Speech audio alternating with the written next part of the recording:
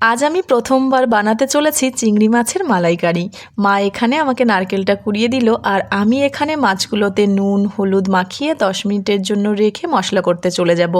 অনেকে চিংড়ি মাছের খোসা সমেত রান্না করে, কিন্তু আমি খোসাগুলোকে ছাড়িয়ে নিয়েছি।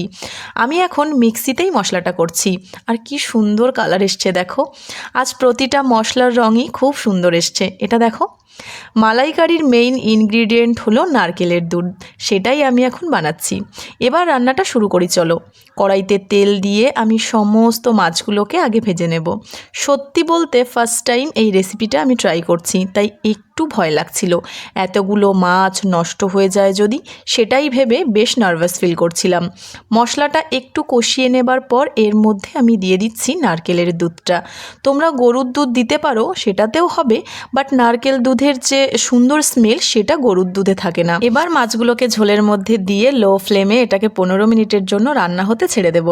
মাছগুলো থেকে যখন তেল ছাড়তে শুরু করবে তখন বুঝবে রান্নাটা প্রায় হয়ে এসছে। তখন সামান্য গরম মশলা আর সামান্য ঘি দিয়ে এটাকে নামিয়ে গরম ভাতের সাথে সার্ভ করো। ব্যাস। যতটা ভয় আমি পাচ্ছিলাম ততটা ভয়ের কিন্তু কিছুই ছিল না, সেটা পরে বুঝতে পেরেছি। আর রান্নাটা খেয়ে সবাই খুব প্রশংসা করছিল। আকাশকে এখানে বাটিতে আমি একটু তুলে দিয়েছিলাম, তো টেস্ট করার পর ও একটা ভালো ফিডব্যাক দিয়েছিল। তো তখন তো আমি নিজেকে একেবারে মাস্টার শেফ ভাবতে শুরু করে দিয়েছিলাম। আচ্ছা, আজ আসছি, দেখা হচ্ছে কাল নতুন এক আড্ডা নিয়ে। টাটা।